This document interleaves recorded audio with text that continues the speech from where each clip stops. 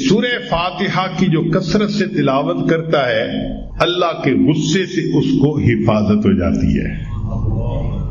یاسین تمنع عطش القیامہ، جو یاسین شریف روزانہ پڑھتا ہے اللہ تعالیٰ اس سورت کی برکت سے قیامت کے دن کی پیاس سے اس کی حفاظت فرماتے ہیں۔ الدخان تمنع من احوال القیامہ، سورہ دخان جو پڑھتا ہے اللہ تعالیٰ قیامت کے دن کے خوف سے اس کو امن عطا فرماتا ہے۔ الواقعۃ تمنع الفقر والفاقہ، جو سورہ واقعہ کی تلاوت کرتا ہے اللہ تعالیٰ رزق کی تنگی سے اس کی حفاظت فرماتے ہیں۔ الملک تمنع عذاب القبر، سورۃ الملک تبارک الذی بیدہ الملک، اس کو باقاعدگی کے ساتھ پڑھنا یہ قبر کے عذاب سے انسان کو بچا لیتی ہے۔ الکوثر تمنع خصومۃ الخصما، سورہ کوثر کی جو کثرت کرے تو جو جھگڑا کرنے والے اس کے دشمن ہیں اللہ ان دشمنوں کی دشمنی سے محفوظ فرما لیتے ہیں۔ الکافرون تمنع الکفر عند النزاع، جو سورہ کافرون کو پڑھتا ہے کثرت کے ساتھ اللہ تعالیٰ موت کے وقت کافر بننے سے حفاظت فرما دیتے ہیں۔ الاخلاص تمنع النفاق، جو سورہ اخلاص کی تلاوت کرتا ہے اللہ تعالیٰ اس کو نفاق سے بری فرما دیتے ہیں۔ الفلق تمنع حسد الحاسدین، سورہ فلق کی تلاوت زیادہ کرے گا تو اللہ حاسدوں کے حسد سے بچائیں گے۔ والناس تمنع الوساوس، اور جو انسان سورۃ الناس کی کثرت کرتا ہے اللہ شیطان کے وساوس سے اس کی حفاظت فرماتا ہے۔ اب اللہ کے حبیب صلی اللہ علیہ وسلم نے ہمیں یہ باتیں بتا دی تو ہمیں کس بات کی پریشانی؟ کوئی حسد کرتا ہے، کوئی دشمنی کرتا ہے، کوئی اپنے ہمیں نقصان پہنچانے کی کوشش کرتا ہے، دل میں یقین رکھے نقصان پہنچانے سے بچانے والا زیادہ بڑا ہے۔ جب اللہ پہ توکل رکھیں گے تو اللہ حفاظت فرمائیں گے، اور اگر کوئی آپ کے ساتھ برائی کرے یا زیادتی کرے آپ اللہ کے لیے معاف کر دیں، اللہ کے لیے معاف کر دیں۔ چنانچہ معافی کا ایک عجیب حدیث پاک ذرا سن لیجیے۔ وہ صورت جو انسان کے دنیا اور آخرت کے سب مسئلوں کو حل کرنے والی حدیث پاک میں ہے، من قرأها نہارا کفاہ ہمہ، جو سورہ یاسین کو دن کے شروع میں پڑھتا ہے اللہ اس کے پورے دن کی پریشانیوں میں اس کی مدد فرماتے ہیں، اس کے اٹکے کاموں کو آسان کر دیتے ہیں۔ ومن قرأها لیلا غفر ذنبہ، اور جو اس کو رات کے وقت پڑھتے ہیں اللہ اس بندے کے گناہوں کو معاف فرما دیتے ہیں۔ حکیم ترمذی رحمۃ اللہ علیہ فرمایا کرتے تھے اگر کسی بندے کو اپنے دل میں کساوت محسوس ہو، سختی محسوس ہو تو وہ سورہ یاسین شریف کو پڑھے یا اس کو برتن پر زعفران سے لکھ کر اس کو پیے، اللہ تعالیٰ دل کی سختی کو دور کر دیتے ہیں۔ اگر کوئی بندہ اس سورت کو قبرستان میں پڑھے تو اللہ تعالیٰ وہاں کے جو موتا ہیں ان کے اوپر قبر کا عذاب معاف فرما دیتے ہیں۔ فرماتے ہیں کہ اللہ تعالیٰ نے سورہ یاسین کو انسان کے پیدا ہونے سے 1000 سال پہلے پڑھا۔ جب فرشتوں نے سنا تو انہوں نے کہا خوش نصیب ہیں وہ لوگ جن پر یہ سورت اتاری جائے گی، خوش نصیب ہوں گے وہ لوگ جن کے سینوں میں یہ سورت محفوظ ہوگی، اور خوش نصیب ہیں وہ لوگ جن کی زبانیں اس سورت کی تلاوت کریں گی۔ چنانچہ جنت میں جنتی عام قرآن مجید نہیں پڑھ سکے گا، صرف 2 صورتیں ہیں، سورہ طٰہٰ اور سورہ یاسین، اس کی تلاوت جنت میں بھی کر سکے گا۔ جو اکثر عامل لوگ بتاتے ہیں یا جس کی وجہ سے عامل لوگ الٹا لوٹتے ہیں لوگوں کو اور ان کے عقیدے خراب کرتے ہیں، ہمارے حضرت رحمت اللہ علیہ وہ اعمال بتاتے تھے، ان کا بھی بتانا ضروری ہے تاکہ ماں کو پتہ ہو کہ ان اعمال کے کرنے سے کیا کیا فائدہ ہوتا ہے۔ ہم جہاں جسمانی دوائیوں سے فائدہ اٹھائیں گے وہاں قرآن کے ان اعمال سے بھی فائدہ اٹھائیں۔ ہمارے حضرت رحمت اللہ علیہ فرماتے تھے کہ جب کبھی رات کو نکلنا ہو ویرانے میں، جنگل میں، اور یہاں تو جنگل میں جانے کا بہت زیادہ رواج ہے، تو فرمایا کرتے تھے کہ شام سے پہلے اگر پڑھ لیا جائے چند مرتبہ سلام علی نوح فی العالمین، سلام علی نوح فی العالمین، تو اللہ تعالیٰ سنیک بائٹ سے یا اسکارپین کی بائٹ وغیرہ سے بندے کی حفاظت فرماتے ہیں۔ پھر ایک عمل ہے کہ دشمن کا خوف. فرض کرو بچے کو کسی بندے سے ڈر لگتا ہے، یا آپ سفر میں جا رہی ہیں اور آپ نے ایئرپورٹ سے جانا ہے تو کئی مرتبہ پولیس کا ڈر اور امیگریشن کا ڈر، کسٹم کا ڈر، یہ یا کسی حاکم کا ڈر. تو کسی بھی بندے کا ڈر اگر ہو تو ہمارے حضرت رحمۃ اللہ فرماتے تھے کہ قرآن مجید کی آیت ہے سورہ یاسین میں وَجَعَلْنَا مِن بَيْنِ أَيْدِيهِمْ سَدًّا وَمِنْ خَلْفِهِمْ سَدًّا فَأَغْشَيْنَاهُمْ فَهُمْ لَا يُبْصِرُونَ. اس کو اگر پڑھ کے آیت کو اس بندے کی طرف پھونک دیا جائے، اللہ واقعی اس بندے کی آنکھوں پہ پردے ڈال دیتا ہے اور وہ بندے کو تکلیف نہیں پہنچاتا. ہم نے اپنی زندگی میں ہزاروں مرتبہ اس آیت کو پڑھ کے آنکھوں سے اس کا فائدہ دیکھا ہے. ایک ہے بچے کو نظر لگ جاتی ہے، اس کو نظر بد کہتے ہیں، یہ لوگوں کو بھی لگ سکتی ہے، اور ہمارا تجربہ یہ ہے کہ سب سے زیادہ نظر بچے کو ماں باپ کی لگتی ہے، کیونکہ وہ خود اس کو پیار محبت سے دیکھتے ہیں تو نظر تو اثر کرتی ہے. العین حق. تو اب اس کے لیے کسی کے پاس جانے کی ضرورت نہیں. قرآن مجید کی ایک آیت ہے ان اللہ سیبطلہ ان اللہ لا یصلح عمل المفسدین. اس آیت کو 3 مرتبہ پڑھ کے ماں خود بچے کو دم کر دے، روزانہ نظر کا اتارا ہو جائے اور بچہ دیکھیں بڑا کام ڈاؤن ہو جائے. اکثر بیبی ویسے ہی پیارے لگتے ہیں اور اگر خوبصورت ہوں تو پھر تو اور ہی کچھ بات ہوتی ہے. تو بچے کو رات سوتے ہوئے یا صبح اٹھ کر اگر یہ آیت پڑھ کے 2 دفعہ 3 دفعہ دم کر دیا جائے تو بچے کے اوپر سے بری نظر کا اثر ختم ہو جاتا ہے. ایک ہے کہ پڑھنے والے بچے اسکول میں اچھا پرفارم کریں، اچھے نمبر لیں، گریڈ اچھے لیں، ان کو جو چیزیں یاد کریں وہ یاد ہو جائیں. اس کے لیے قرآن مجید میں الم نشرح لک صدرک کی صورت ہے، وہ بچے کو یاد کروا دیں اگر بچہ اس عمر کا ہے. اور وہ بچہ پڑھنے سے پہلے، اسٹڈی کرنے سے پہلے، چاہے کلاس میں ہو، چاہے ٹیوشن میں ہو، چاہے ہوم ورک کر رہا ہو، الم نشرح لک صدرک سورت کو پڑھ کے اپنے سینے پہ ایک دفعہ پھونک دے. ہم نے دیکھا ہے کہ بچے کی یادداشت میں بہت امیزنگ فرق ہے. ہم یہ عمل عام طور پر ان بچیوں کو بتاتے ہیں جو حافظ بن رہے ہوتے ہیں، ان کو میمورائزیشن میں پرابلم ہوتی ہے. تو الحمدللہ سینکڑوں حفاظ پر تجربہ کیا ہم نے. اس آیت کو پڑھنے کا ہمیں فائدہ ہے. 30ویں پارے کی ایک سورت ہے سورۃ الضحیٰ. اکثر لوگوں کو یہ سورت یاد ہوتی ہے اور وہ نماز میں اس کی تلاوت بھی کرتے ہیں، لیکن اس کے معانی اور مفہوم چونکہ سامنے نہیں ہوتے، وہ اس سورت کو پڑھ کر اس کے مضامین سے لطف اندوز نہیں ہو پاتے. آج کی اس مجلس میں اسی سورت سے متعلق کچھ باتیں عرض کرنی ہیں. آپ نے دنیا کی بہت ساری لو سٹوریز سنی ہوں گی، مگر اکثر نفسانی، شیطانی، شہوانی ہوتی ہیں، لہذا ان کا انجام برا ہوتا ہے. قرآن مجید کی یہ سورت بھی ایک لو سٹوری ہے اللہ رب العزت اور ان کے حبیب صلی اللہ علیہ وسلم کے درمیان. اور اس سورت کو ذرا غور سے سمجھنے کی کوشش کریں گی تو آپ کو عجیب باتیں سامنے آئیں گی. یہ سورت نزول کے اعتبار سے 10ویں نمبر پر نازل ہوئی. اس کے نازل ہونے کا بیک گراؤنڈ یہ ہے کہ نبی علیہ الصلوۃ والسلام اللہ رب العزت کی محبت میں تنہائی میں وقت گزارنے کو پسند فرماتے تھے. چنانچہ بخاری شریف کی روایت ہے حبب الیہ الخلا،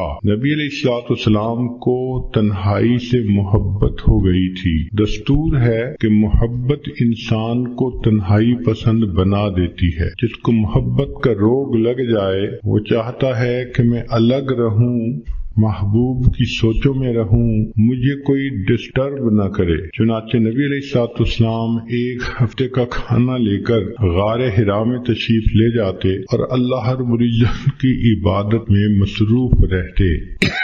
یہ عبادت کا سلسلہ چل رہا تھا کہ ایک دن اللہ رب العزت کی طرف سے جبریل علیہ الصلوۃ والسلام آئے اور ایک پیغام لائے، اقرأ بسم ربک الذی خلق.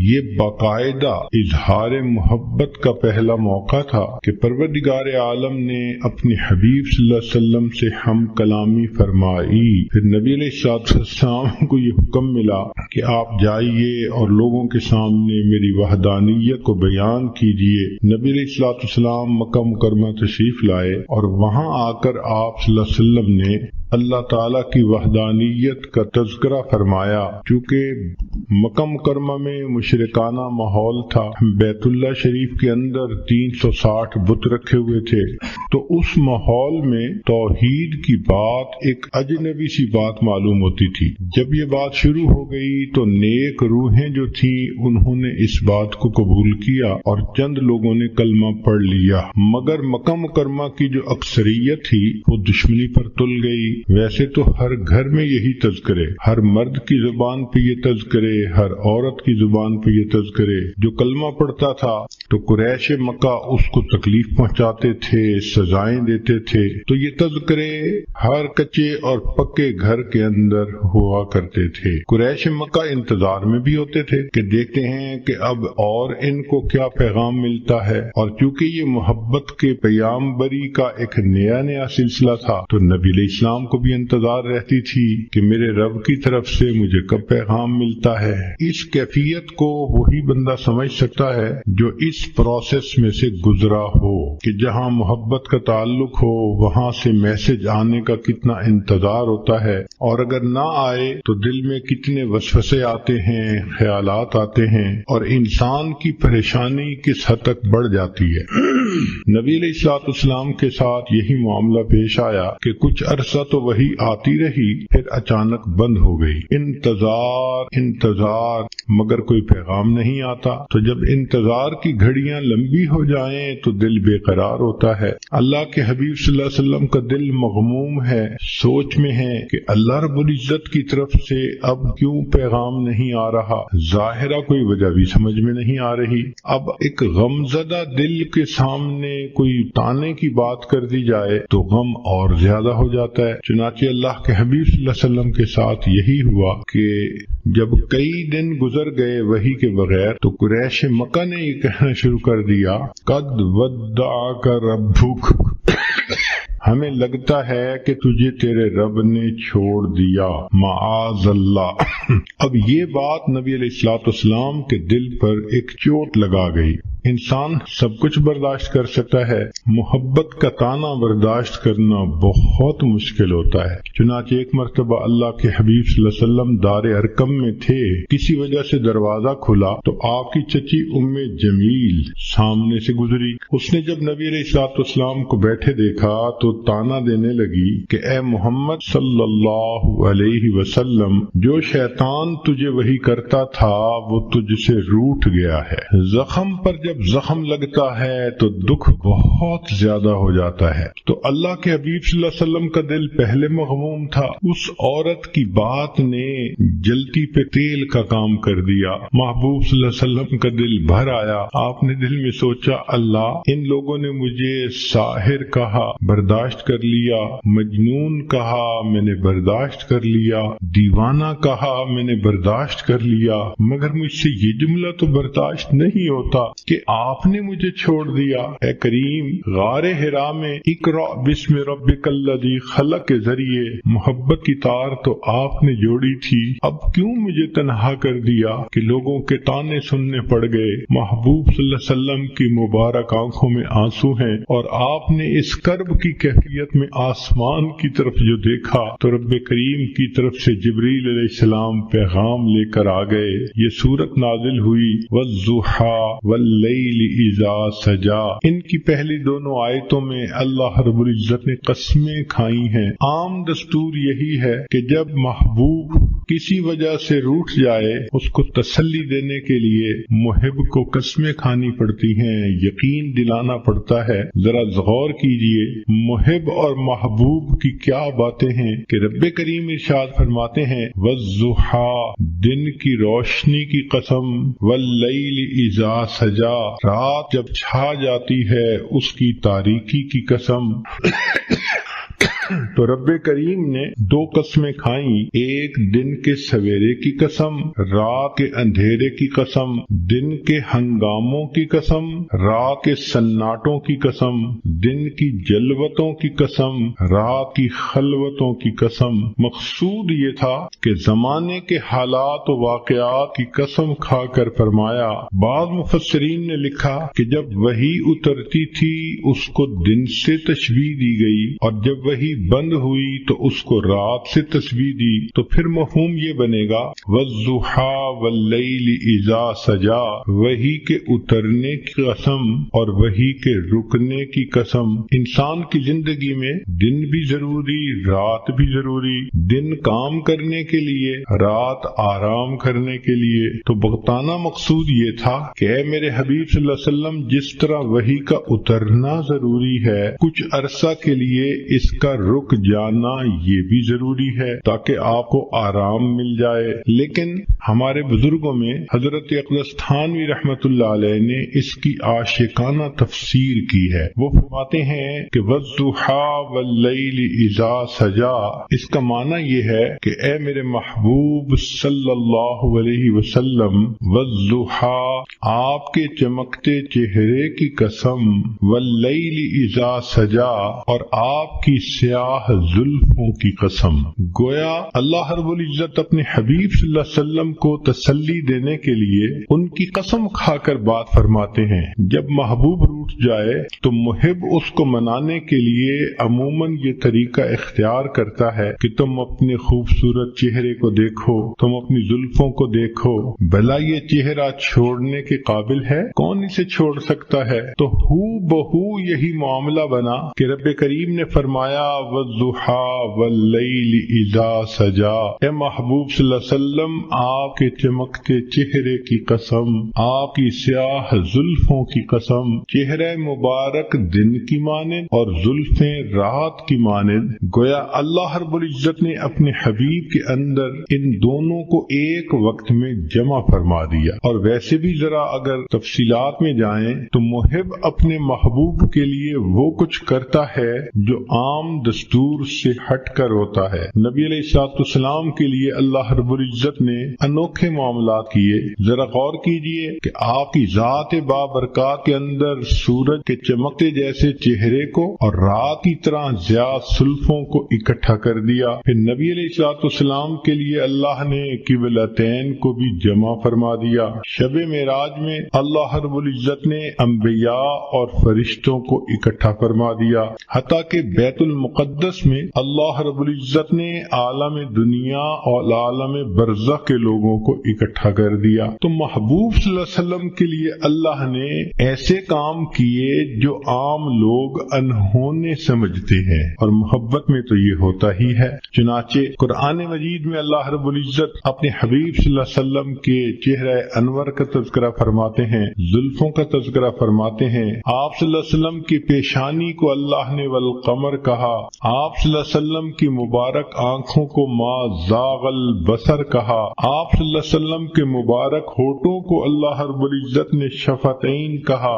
آپ صلی اللہ علیہ وسلم کے مبارک کانوں کو کل اذن خیر کہا، آپ صلی اللہ علیہ وسلم کی زبان مبارک کو لا تحرک بہی لسان کہا۔ یوں معلوم ہوتا ہے کہ اللہ رب العزت نے اپنے حبیب صلی اللہ علیہ وسلم کے قرآن میں جا بجا تذکرے فرما دیے۔ چنانچہ اس سورت کی یہ پہلی دو آیتیں قسم کھا کر بات کی گئی، والضحا واللیل اذا سجا۔ یہاں پر ایک بات ذہن میں رکھیں کہ نبی علیہ الصلوۃ والسلام نے ارشاد فرمایا، من سجد لغیر اللہ فقد اشرک، جس نے غیر اللہ کو سجدہ کیا اس نے شرک کیا۔ ایک حدیث پاک میں فرمایا، من حلف لغیر اللہ فقد اشرک، جس نے غیر اللہ کی قسم کھائی اس نے شرک کیا۔ جس طرح بعض عورتیں اپنی لا علمی کی وجہ سے بیٹے کی قسم کھا لیتی ہیں، یا کچھ مرد عورت کی محبت میں گرفتار ہو کر اس کی قسم کھا لیتے ہیں، تیری قسم، تیرے سر کی قسم، بیٹے کی قسم۔ شریعت نے ان تمام قسموں کا کھانا منع کر دیا کہ قسم فقط ہم اللہ کے نام کی کھا سکتے ہیں، لیکن خود رب کریم نے اپنے حبیب صلی اللہ علیہ وسلم کی قسم کھائی، اس لیے کہ اللہ رب العزت کو اختیار ہے کہ وہ جو چاہے کرے۔ ذرا غور کیجئے کہ اللہ رب العزت نے نبی علیہ السلام کی عمر کی قسم کھائی، لعمرک، نبی علیہ الصلوۃ والسلام کے شہر کی قسم کھائی، لا اقسم بہذا البلد وانت حل بہذا البلد، اللہ رب العزت نے نبی علیہ السلام کے زمانے کی قسم کھائی، والعصر، نسبت صورتوں کی قسم کھائی فلا وربک، لیکن اللہ تعالیٰ نے مخلوق کو منع کر دیا کہ تم کسی کی قسم نہیں کھا سکتے۔ تو مفسرین نے اس میں نکتہ لکھا کہ جس طرح اللہ رب العزت اپنی وحدانیت میں وحدہ لا شریک ہے، تو اللہ رب العزت نے اپنے حبیب صلی اللہ علیہ وسلم کو یہ شان عطا فرمائی کہ اے میرے حبیب صلی اللہ علیہ وسلم، آپ محبوبیت میں وحدہ لا شریک ہیں۔ میں آپ کی تو قسم کھا رہا ہوں، لیکن آج کے بعد کوئی بندہ اپنے محبوب کی قسم نہیں کھا سکتا۔ یہ شرف فقط اللہ نے اپنے حبیب صلی اللہ علیہ وسلم کو عطا فرمایا کہ جیسے آپ میری وحدانیت میں شرک کو برداشت نہیں کر سکتے، میرے حبیب صلی اللہ علیہ وسلم میں آپ کی محبت میں بھی شرک کو برداشت نہیں کرتا۔ چنانچہ آپ کی قسم تو میں نے کھائی ہے تاکہ آپ کی فضیلت بیان ہو، لوگوں کو منع کر دیا کہ تم اپنے محبوبوں کی قسمیں نہیں کھا سکتے۔ چنانچہ فرمایا وَالضُّحَىٰ وَاللَّيْلِ إِذَا سَجَىٰ، آپ کے چمکتے چہرے کی قسم، آپ کی سیاہ زلفوں کی قسم۔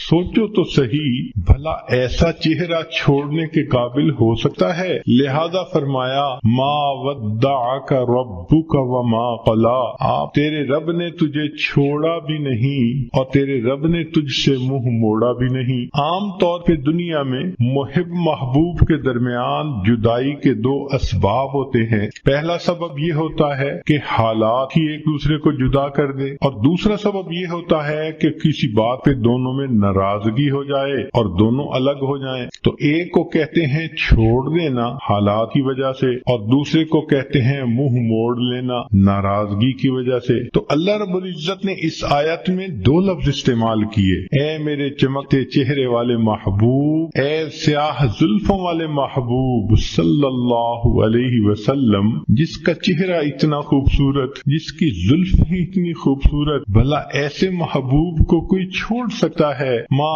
ودعک ربک وما قلی، تیرے رب نے تجھے چھوڑا بھی نہیں اور تیرے رب نے تجھ سے منہ موڑا بھی نہیں۔ اب یہاں تک نبی علیہ الصلوۃ والسلام کی تسلی کا پیغام کافی تھا۔ صرف اگر یہ 3 آیتیں اتار دی جاتی تو بات مکمل ہو جاتی کہ نبی علیہ السلام کو میسج مل گیا کہ ہم نے آپ کو چھوڑا بھی نہیں، آپ سے منہ موڑا بھی نہیں۔ مگر محب فقط تسلی نہیں بلکہ پھر تشفی بھی کرواتا ہے تاکہ ان محبوب کے دل کو سکون ہو جائے۔ لہذا رب کریم نے اس کے بعد ایک عجیب بات فرما دی، فرمایا وَلَلْآخِرَةُ خَيْرٌ لَكَ مِنَ الْأُولَىٰ، اے میرے حبیب صلی اللہ علیہ وسلم، آپ کا آنے والا وقت آپ کے گزرے ہوئے وقت سے بہت بہتر ہوگا۔ اس کی مثال ایسے ہی ہے کہ جیسے قسمیں کھا کر پہلے تو تسلی دے دی اور پھر کہہ دیا کہ جو ہو گیا وہ تو ہو گیا، آنے والے وقت میں ہم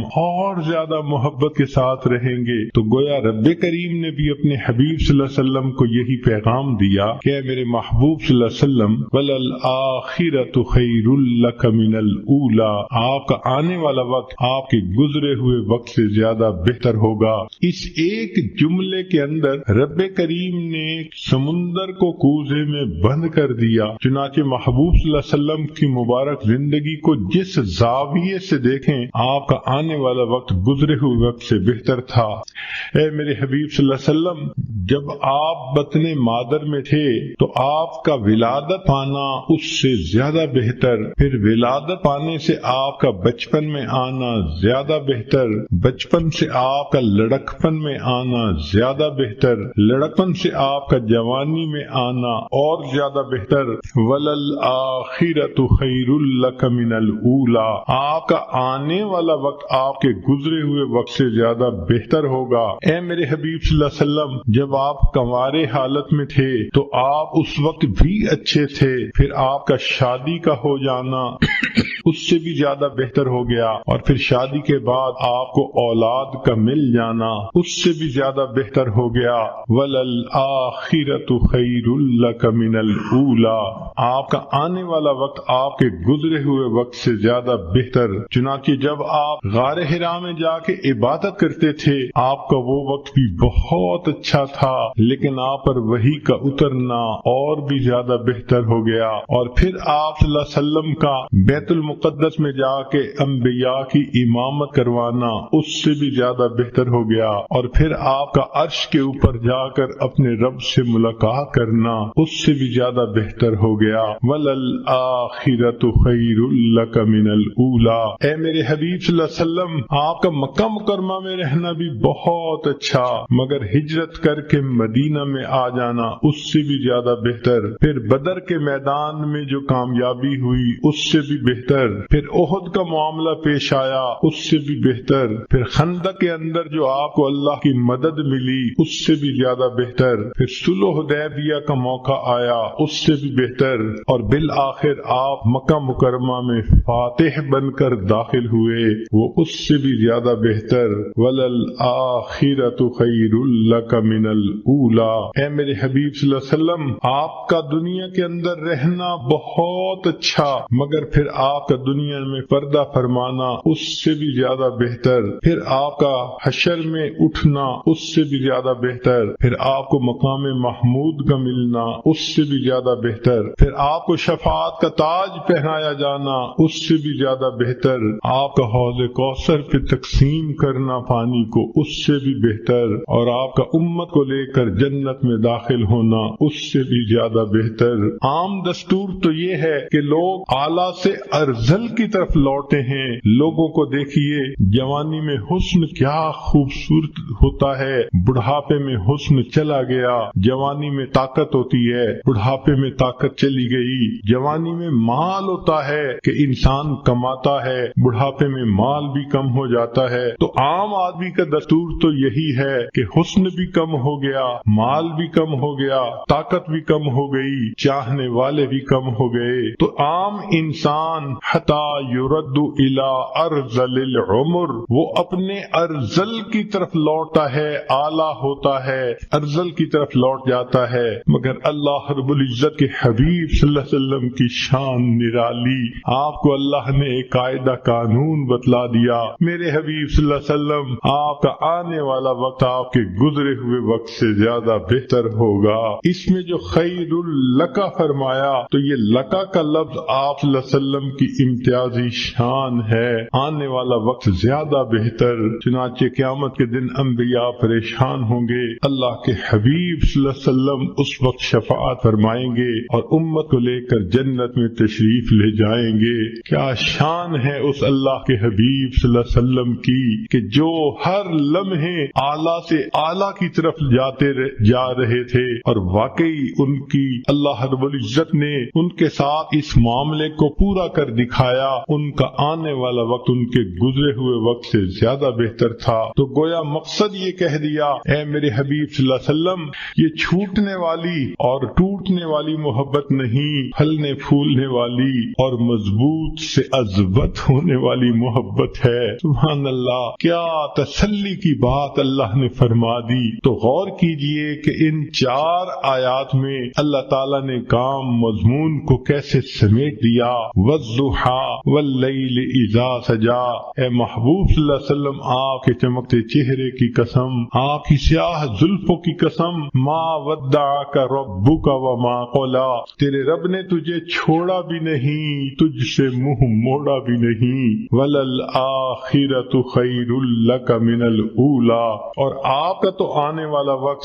گزرے ہوئے وقت سے زیادہ بہتر ہوگا۔ پھر رب کریم نے آگے ایک اور بات فرما دی جس نے بات کو اور رنگ دے دیا۔ ارشاد فرمایا، وَلَسَوْفَ يُعْطِيكَ رَبُّكَ فَتَرْضَىٰ، تیرا رب تجھے اتنا دے گا کہ تو راضی ہو جائے گا۔ محب اپنے محبوب کو اسی طرح تسلی دیتا ہے، میں تجھے اتنا پیار دوں گا، میں اتنا تیرا خیال رکھوں گا، میں اتنا تیرا تعاون کروں گا، تیرا ساتھ دوں گا، پشت پناہی کروں گا۔ وَلَلْآخِرَةُ خَيْرٌ لَكَ مِنَ الْأُولَىٰ، ایک تو آنے والا وقت گزرے وقت سے بہتر ہوگا، اور دوسرا وَلَسَوْفَ يُعْطِيكَ رَبُّكَ فَتَرْضَىٰ، تیرا رب تجھے اتنا دے گا کہ آپ راضی ہو جائیں گے۔ اس آیت مبارکہ سے اللہ کے حبیب صلی اللہ علیہ وسلم کی عجیب شان ظاہر ہوتی ہے۔ ساری دنیا کو دیکھ لیجئے، اللہ کی رضا حاصل کرنے میں سرگرم ہے۔ جس کو دیکھو اللہ کو راضی کرنے کے لیے کوئی سجدے کرتا ہے، کوئی قرآن پڑھتا ہے، کوئی روزے رکھتا ہے، کوئی مجاہدے کرتا ہے،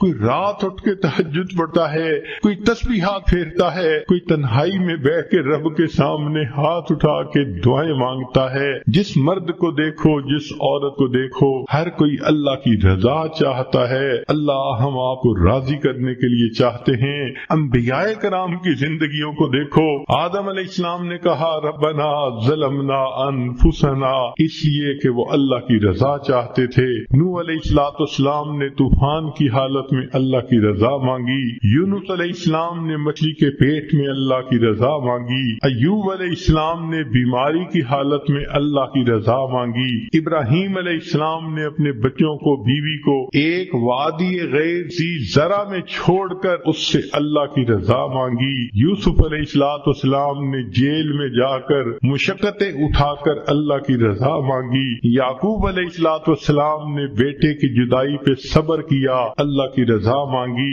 موسیٰ کلیم اللہ نے کوہتور پہ جا کر اللہ کی رضا مانگی۔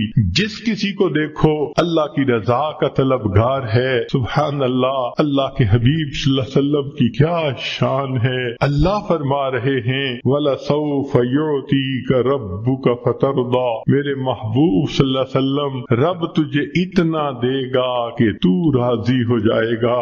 آج ولی کو دیکھو، ابدال کو دیکھو، کسی قطب کو دیکھو، غوث کو دیکھو، ہر کوئی اللہ کی رضا کا طلبگار ہے۔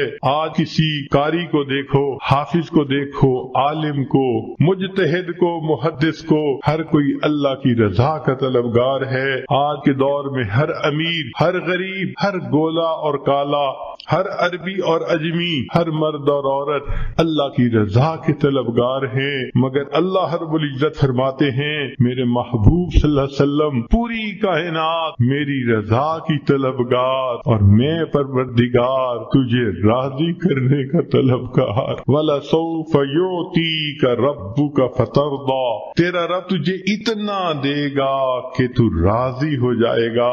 محبوب آپ کی مراد کو میں پورا کروں گا، اور اللہ رب العزت نے واقعی ایسا کر کے دکھا دیا۔ چنانچہ محبوب صلی اللہ علیہ وسلم نے انگلی کا اشارہ کیا، اللہ نے چاند کو دو ٹکڑے کر کے دکھا دیا۔ محبوب صلی اللہ علیہ وسلم کے ہاتھ اٹھتے ہیں، اللہ بارش برسا دیتے ہیں۔ محبوب صلی اللہ علیہ وسلم کی زبان سے ابو ہریرہ لانو کی والدہ کی ہدایت کی دعا نکلتی ہے۔ ابو ہریرہ لانو کے پہنچنے سے پہلے اللہ ان کی والدہ کو ہدایت دے دیتے ہیں۔ محبوب صلی اللہ علیہ وسلم کعبہ کی چوکھٹ پکڑ کے دعا مانگتے ہیں، اللہ عمر لانو کو ایمان کی سعادت دے دیتے ہیں۔ محبوب صلی اللہ علیہ وسلم کی انگلیوں سے اللہ تعالیٰ پانی کے چشمے جاری فرما دیتے ہیں۔ گویا بتلانا یہ محبوب مقصود تھا، اے میرے محبوب دیکھو ساری کائنات میری رضا چاہتی ہے، اور میں آپ کو اپنا محبوب بنا چکا، لہذا میں آپ کو اتنا دوں گا۔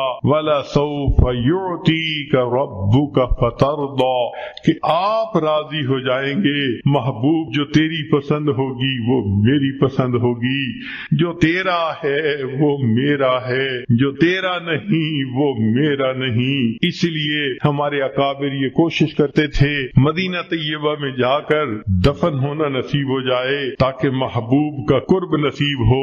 ذرا غور کیجئے اللہ نے اپنے حبیب صلی اللہ علیہ وسلم کی تمناؤں کو کیسے پورا کیا۔ ایک نماز 4 رکعت کی ہے، 2 رکعت پڑھی، اللہ رب العزت نے نماز کے ختم ہونے کا انتظار نہیں کیا، عین دوران نماز میں وہی فرما دی، اب آپ کے لیے قبلہ کو ہم نے تبدیل کر دیا گیا۔ چنانچہ نبی علیہ السلام نے 2 رکعت پہلے قبلے کی طرف پڑھی اور دوسری رکعت دوسرے قبلے کی طرف پڑھی۔ سبحان اللہ، جب نبی علیہ السلام کو اللہ نے راضی کرنے کا فیصلہ فرما دیا تو محبوب کی امت کے لیے یہ بہت بڑی خوشخبری ہے۔ نبی علیہ السلام پر جب یہ آیت اتری تو محبوب صلی اللہ علیہ وسلم نے فرمایا کہ اللہ تعالیٰ نے فرمایا ہے میں تجھے راضی کر دوں گا۔ فرمایا میں اس وقت تک راضی نہیں ہوں گا جب تک میرا آخری امتی بھی جنت میں داخل نہیں ہو جائے گا۔ یہ کتنی بڑی خوشخبری ہے امت کے لیے کہ رب کریم نے اپنے محبوب صلی اللہ علیہ وسلم کو راضی کرنے کا وعدہ وعدہ فرما لیا اور محبوب صلی اللہ علیہ وسلم نے بتلا دیا میں اس وقت تک راضی نہیں ہوں گا جب تک کہ میرا آخری امتی بھی جنت میں نہیں چلا جائے گا. تو رب کریم نے اپنے حبیب صلی اللہ علیہ وسلم کو راضی کرنے کے لیے قرآن مجید میں خوشخبری عطا فرما دی. بلکہ محبوب صلی اللہ علیہ وسلم کے جو یار غار تھے ان کو بھی راضی کرنے کا تذکرہ قرآن میں فرما دیا. وَلَسَوْفَ يَرْضَى قیامت کے دن وہ اللہ سے اس کو راضی کر دیا جائے گا. چنانچہ نبی علیہ الصلوۃ والسلام کی یہ شان ہے کہ جو آپ صلی اللہ علیہ وسلم کی اتباع کرے گا اللہ رب العزت دنیا میں بھی اس بندے کی پشت پناہی فرمائیں گے, آخرت میں بھی پشت پناہی فرمائیں گے, اور پھر جنت میں اس کو داخلہ دے کر بالآخر راضی فرما دیں گے. یہ اللہ رب العزت کا معاملہ ہے. چنانچہ یہاں تک بات مکمل ہو گئی. وَالضُّحَىٰ وَاللَّيْلِ إِذَا سَجَىٰ مَا وَدَّعَكَ رَبُّكَ وَمَا قَلَىٰ وَلَلْآخِرَةُ خَيْرٌ لَكَ مِنَ الْأُولَىٰ وَلَسَوْفَ يُعْطِيكَ رَبُّكَ فَتَرْضَىٰ تیرا رب تجھے اتنا دے گا کہ تو بس کرے گا. سبحان اللہ. اللہ رب العزت کی کتنی عنایات ہیں اپنے حبیب صلی اللہ علیہ وسلم کے اوپر. پھر اس کے بعد جب محب اپنے محبوب کو تسلی کی باتیں کر دیتا ہے اکثر ہم نے دیکھا کہ گزشتہ احسانات کے تذکرے بھی کرتا ہے, وہ بھی باتیں یاد دلاتا ہے کہ دیکھو تم بھول گئے میں نے تو یہ بھی کیا تھا, میں نے تو یہ بھی کیا تھا, کیوں ناراض ہوتے ہو, کیوں غمزدہ ہو رہے ہو, تمہیں یاد نہیں کہ میں نے تو یہ بھی کر دیا تھا. بالکل اسی طرح رب کریم نے یہ باتیں فرمانے کے بعد 3 گزشتہ احسانات کا تذکرہ فرمایا. پہلی بات فرمائی الم یجدک یتیما فآوا, کیا ہم نے آپ کو یتیمی کی حالت میں نہ پایا اور پھر ہم نے آپ کو ٹھکانہ دیا. سبحان اللہ. اس دنیا میں یتیم کا سایہ چھن جایا کرتا ہے, بے سایہ بچے کو یتیم کہا جاتا ہے, لہذا کوئی اس کی تربیت نہیں کرنے والا ہوتا, کوئی یتیم بچے کو قریب نہیں آنے دیتا, لہذا وہ فتنوں کا سبب بھی بنتے ہیں, فتنوں کا شکار بھی ہو جاتے ہیں. نبی علیہ الصلوۃ والسلام کو اس دور یتیمی سے گزرنا پڑا. آپ صلی اللہ علیہ وسلم کی دنیا میں تشریف آوری سے پہلے آپ کے والد گرامی دنیا سے وفات پا گئے. آپ نے واقعہ تو سنا ہی ہوگا کہ جب حضرت عبداللہ کی شادی ہوئی تو اس وقت ان کی عمر 18 سال تھی, بی بی آمنہ کی عمر 16 سال تھی. شادی کے تھوڑے ہی دنوں کے بعد حضرت عبداللہ کو تجارتی قافلے کے ساتھ شام جانا پڑا. شادی کے ابتدائی دنوں میں میاں بیوی کا ایک دوسرے سے جدا ہونا بہت مشکل کام ہوتا ہے. چنانچہ جب حضرت عبداللہ جانے لگے بی بی آمنہ بھی غمزدہ ہیں, حضرت عبداللہ بھی اداس ہیں. فرماتے ہیں کہ آمنہ میں جا رہا ہوں, جلدی واپس آؤں گا, جب میں واپس آؤں تو تم دروازے کے قریب آ کر میرا استقبال کرنا, میں تمہارے لیے بہت اداس ہوں گا. بی بی آمنہ نے وعدہ فرما لیا. حضرت عبداللہ تجارتی قافلے کے ساتھ تشریف لے گئے. جب تجارتی قافلہ واپس آنے لگا شام سے, راستے میں حضرت عبداللہ کو بخار ہو گیا.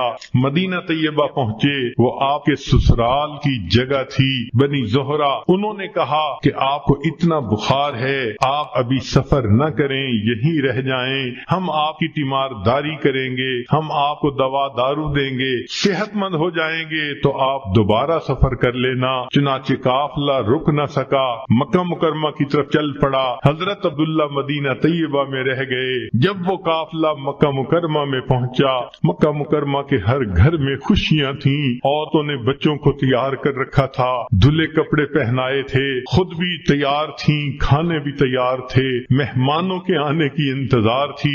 ہر گھر میں خوشی کا سما نظر آتا تھا. انتظار کی گھڑیاں ختم ہونے کو لگ رہی تھیں. چنانچہ بی بی آمنہ بی اپنے پیارے شوہر سے وعدہ کیا تھا میں دروازے کے قریب آ کے کھڑی ہوں گی تاکہ آپ آئیں تو میں دروازے پہ آپ کو اہلم و سہلا کہہ کے استقبال کروں.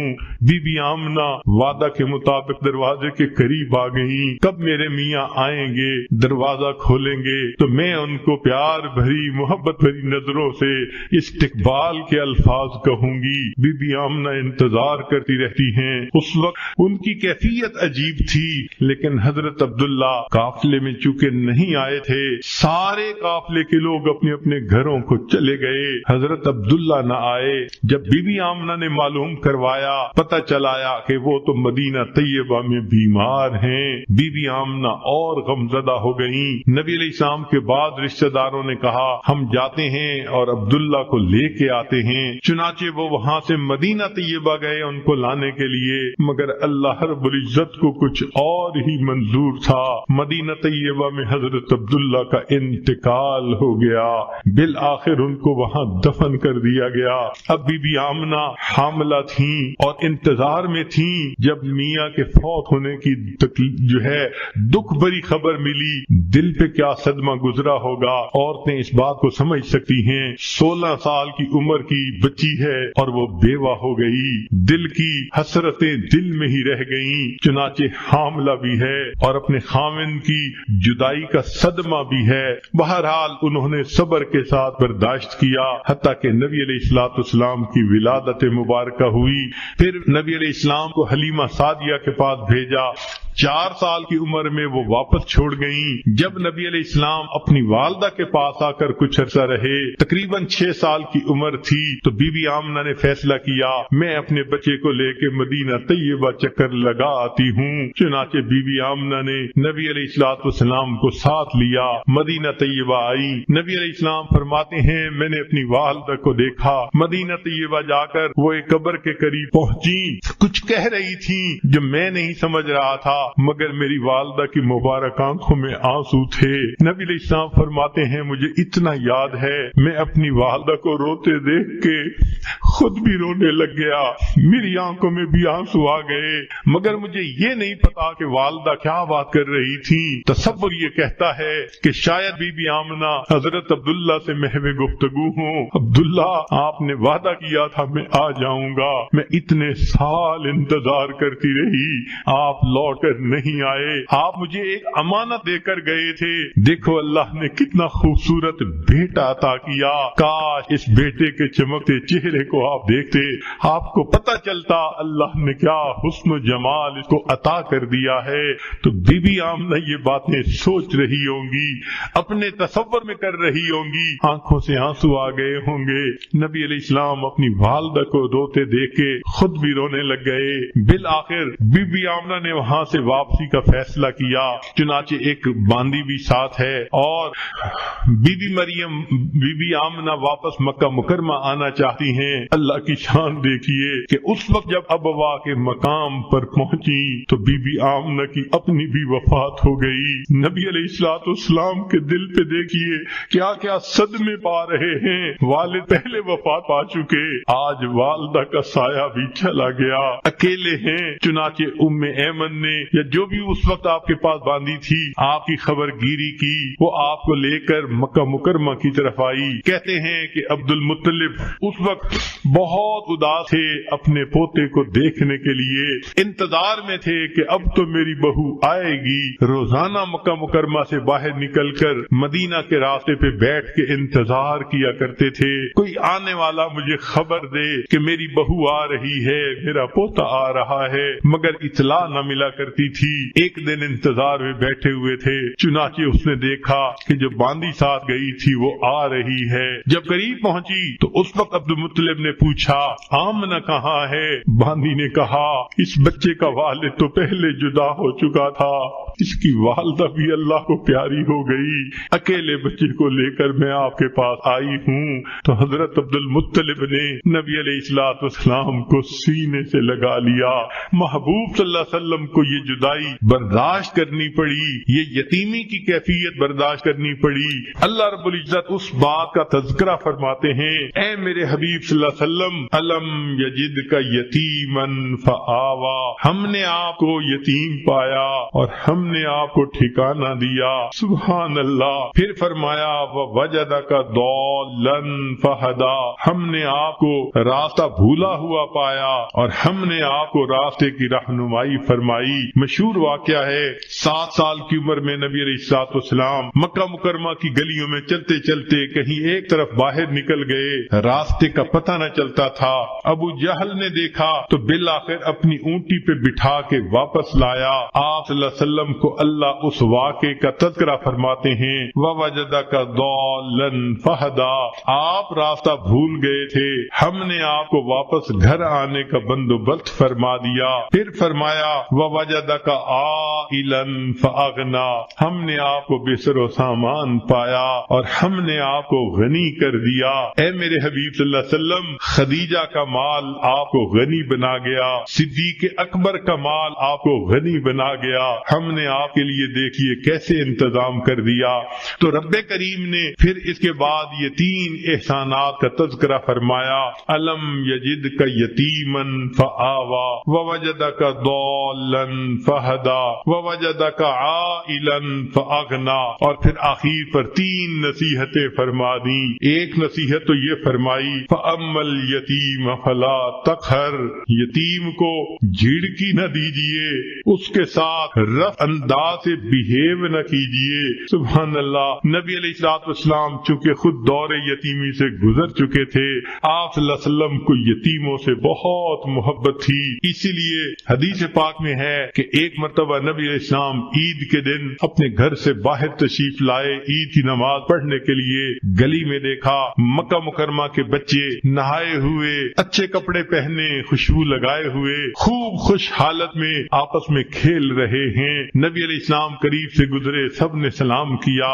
محبوب صلی اللہ علیہ وسلم جب آگے بڑھے، دیکھا کہ ایک بچہ اکیلا بیٹھا ہوا ہے، غمزدہ نظر آتا ہے، نہایا دھویا بھی نظر نہیں آتا، کپڑے بھی میلے ہیں، چہرے پہ بھی اداسی ہے۔ محبوب صلی اللہ علیہ وسلم کے بڑھتے قدم رک گئے۔ آپ نے اس بچے سے پوچھا، بچے تم کیوں اداس بیٹھے ہو؟ بچے نے جواب دیا، میں یتیم مکہ ہوں، میرے والد فوت ہو گئے، آج میرے لیے کوئی کپڑے لانے والا نہیں، میری والدہ مجھے نہلا دیتی، میری والدہ مجھے کپڑے پہناتی، خوشبو لگاتی، اور میں بھی دوسرے بچوں کے ساتھ کھیلتا، میں بیٹھا اپنے والد کو یاد کر رہا ہوں۔ نبی علیہ الصلوۃ والسلام نے اس بچے کو کہا، اچھا آؤ تم میرے ساتھ آؤ۔ نبی علیہ السلام اس بچے کو لے کے اپنے گھر واپس تشریف لائے۔ عائشہ رضی اللہ تعالی عنہا کو فرمایا، اس بچے کو ذرا نہلا دو۔ وہ بچہ حسن رضی اللہ عنہ کی عمر کا تھا، عائشہ صدیقہ رضی اللہ عنہا نے اس کو نہلا دیا۔ اتنے میں نبی علیہ السلام نے پیغام بھیجا فاطمہ الزہرا رضی اللہ تعالی عنہا کی طرف کہ حسن کے اگر کپڑے ہوں تو بھجوا دیجئے، دھلے ہوئے کپڑے آ جاتے ہیں۔ ام المومنین اس بچے کو وہ کپڑے پہنا دیتی ہیں، خوشبو لگاتی ہیں، بالوں میں کنگھی کر دیتی ہیں۔ جب وہ بچہ تیار ہوتا ہے تو نبی علیہ السلام اس سے پوچھتے ہیں، تو عید کے دن تیار ہو کے عیدگاہ میں اپنے والد کے ساتھ کیسے جاتا تھا؟ اس نے کہا، میرے والد بیٹھتے تھے، میں ان کے کندھے پہ سوار ہوتا تھا۔ نبی علیہ السلام یہ سن کر نیچے بیٹھ گئے، بچے کو کہا، آؤ میرے کندھے پہ بیٹھ جاؤ۔ بچہ خوشی خوشی کندھوں پہ بیٹھ جاتا ہے۔ نبی علیہ السلام اس بچے کو کندھے پہ بٹھا کے باہر لے جاتے ہیں۔ جب گلی کے کھیلنے والے بچوں نے یہ منظر دیکھا، وہ حیران تھے کہ یہ بچہ پہلے تو معمولی کپڑوں میں تھا، اداس غمزدہ تھا، اب نئے کپڑے بھی ہیں، کھلا ہوا چہرہ بھی ہے۔ تو انہوں نے اشاروں میں اس بچے سے بات پوچھی، سناؤ کیا معاملہ ہوا؟ بچے نے کہا کہ اللہ کے حبیب صلی اللہ علیہ وسلم نے مجھے بیٹا بنا لیا۔ سبحان اللہ، جب اس بچے نے یہ اشارہ کیا تو کہتے ہیں کہ جو بچے کھیل رہے تھے ان میں سے ایک نے ٹھنڈی سانس لی، کہنے لگا کاش میں بھی یتیم ہوتا، اللہ کے حبیب صلی اللہ علیہ وسلم مجھے بھی اپنا بیٹا بنا لیتے۔ نبی علیہ السلام اس بچے کو لے کے مسجد جو ہے عیدگاہ میں تشریف لاتے ہیں۔ ممبر پڑا ہوا تھا، نبی علیہ السلام ممبر کے اوپر بیٹھنے لگے، وہ بچہ نیچے بیٹھ گیا۔ نبی علیہ السلام نے فرمایا، نیچے نہیں، تم آج میرے ساتھ اوپر بیٹھو گے۔ آپ صلی اللہ علیہ وسلم جہاں پر تشریف فرما تھے، آپ نے اس یتیم بچے کو اپنے ساتھ بٹھا لیا۔ پھر آپ صلی اللہ علیہ وسلم نے خطبہ دیا، خطبے کے درمیان اس بچے کے سر پہ ہاتھ رکھ کے فرمایا، جو شخص یتیم بچے کے سر پہ ہاتھ رکھتا ہے، ہاتھ کے نیچے جتنے بال ہوتے ہیں اللہ اتنی نیکیاں اس کے نام اعمال میں لکھ دیتا ہے۔ سبحان اللہ، نبی علیہ السلام کو یتیموں سے بہت محبت تھی، اس لیے فرمایا کہ میں اور یتیم کی کفالت کرنے والا والا جنت میں اس طرح اکٹھے ہوں گے جیسے دو انگلیاں ایک دوسرے کے ساتھ اکٹھی ہوتی ہیں۔ تو رب کریم نے فرمایا فَأَمَّا الْيَتِيمَ فَلَا تَقْهَرْ وَأَمَّا السَّائِلَ فَلَا تَنْهَرْ، اور آپ سائل کو جھڑکی نہ دیجیے۔